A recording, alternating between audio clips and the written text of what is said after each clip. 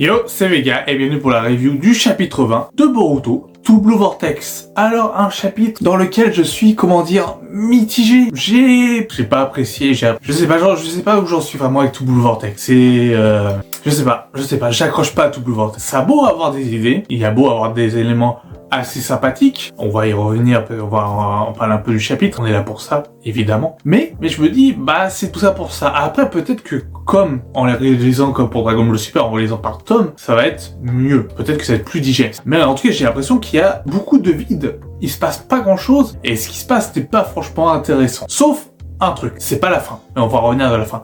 On va parler d'abord de Konohamaru et de Matsuri. On a eu tout le chapitre où Matsuri voulait bouffer Konohamaru. Ça, on a eu tout le chapitre pour l'effet de Konohamaru, elle voulait bouffer et ça a mis du temps. Je veux dire, putain, c'est long leur processus pour bouffer quelqu'un.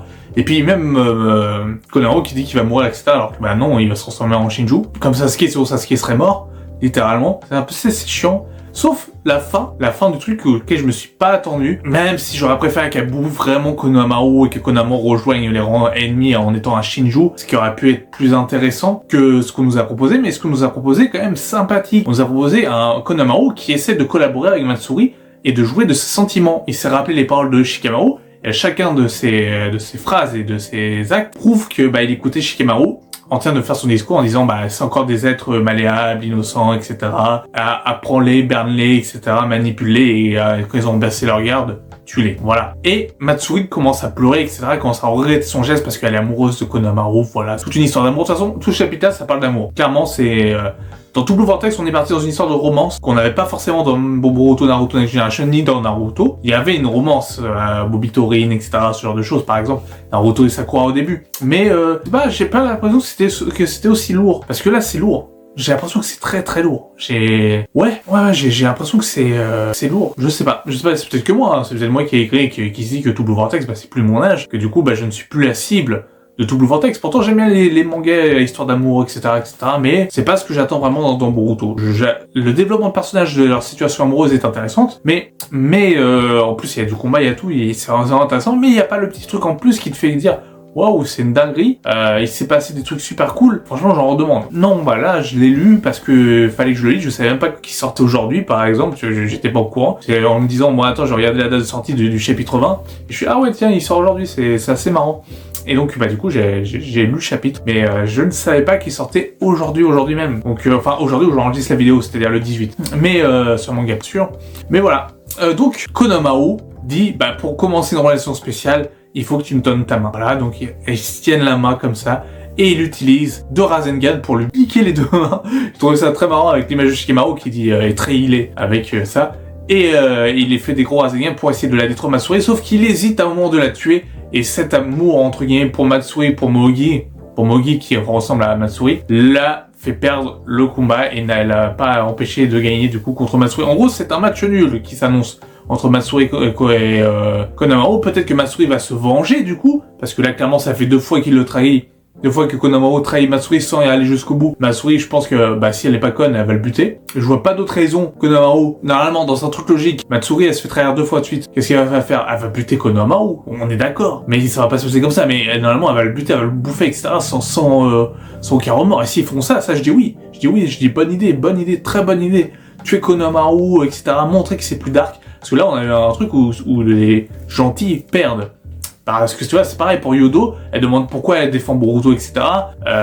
Tout le monde est au courant que Sarada défend Boruto, et c'est vrai que personne, et son ignorance fait que elle peut se balader tranquillement au village, puisqu'en finalement elle sait rien de Boruto, et même si c'est une complice, c'est une complice sans lettres, mais en tout cas elle défend Boruto. Ils se demandent pourquoi elle défend un ninja déserteur. Ouais. J'ai mis un petit silence exprès, parce que je me dis, et Sasuke c'était pas un ninja déserteur par hasard? Je veux dire, si Sasuke c'était pareil, c'était un ninja déserteur, et elle défend son père aussi, elle défendait son père, vu que son père c'est un arbre, un Shinju, elle défendait aussi son père. Donc il y a pas de... Je veux dire, oui, c'est pas si étonnant que ça qu'elle défende Boruto au final. Même si elle est dans le vrai que Boruto, du coup, est pas l'ennemi à abattre, et pas celui que pense être, que les autres pensaient être à cause de l'omnipotence qui n'a pas d'effet sur Sarada et sur Sumire. Mais en tout cas, on est encore sur l'amour. On est encore sur le dilemme de l'amour, etc.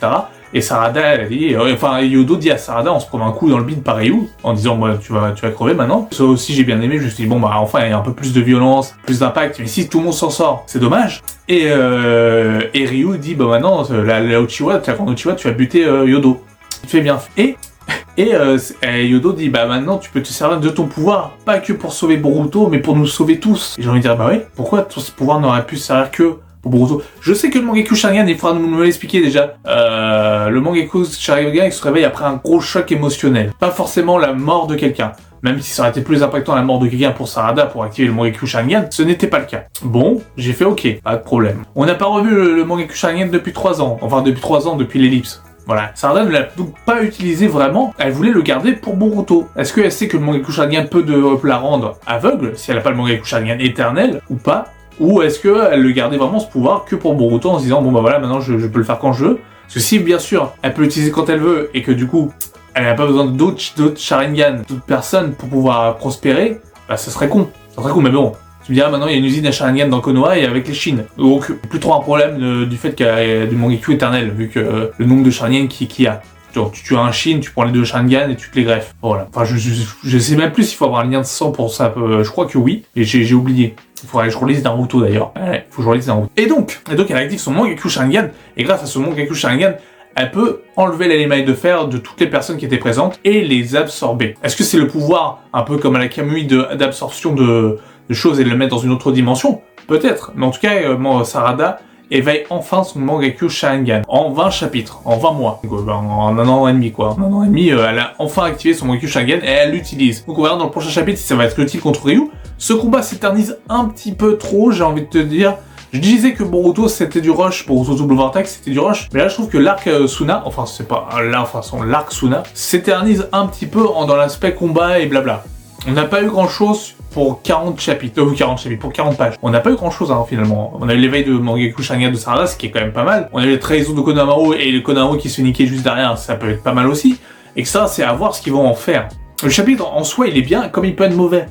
Ça dépend. Ça dépend de ce que va être le prochain chapitre et le prochain chapitre. J'ai hâte que cet arc-là se termine et qu'on passe à autre chose pour voir un peu plus de lore et d'action plus intéressant. D'ailleurs, fun fact, Sarada porte son bandeau comme Sakura, c'est-à-dire sur la tête. Voilà, c'est tout ce que je veux dire sur Sarada pour ça.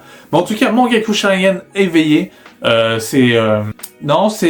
sais pas quoi en penser du chapitre, je suis mitigé, je suis mi-figue mi-raisin, je sais pas. Sarada elle éveille son Mangekyou Sharingan, ça devrait me faire plaisir en me disant ah ouais et tout, etc. Mais ça m'a rien fait, ça m'a fait ni chaud ni froid. Konohamaru qui a failli se faire buter, ça m'a fait ni chaud ni froid. De toute façon, Konohamaru il sert plus à rien depuis Naruto, Boruto, Naruto Next Generation.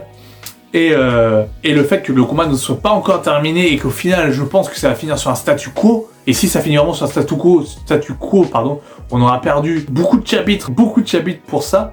Beaucoup de tomes pour ça, ce qui serait quand même assez regrettable. Donc voilà, c'est à peu près tout ce que j'ai à dire sur Boruto Double Vortex chapitre 20.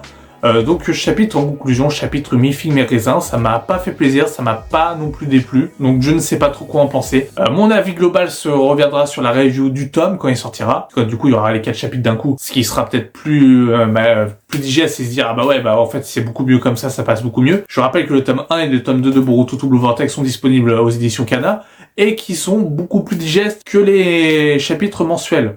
Donc bon, voilà. Donc j'ai quand même hâte de voir le chapitre 21 qui sortira le mois prochain. J'en ferai toujours la page officielle, etc.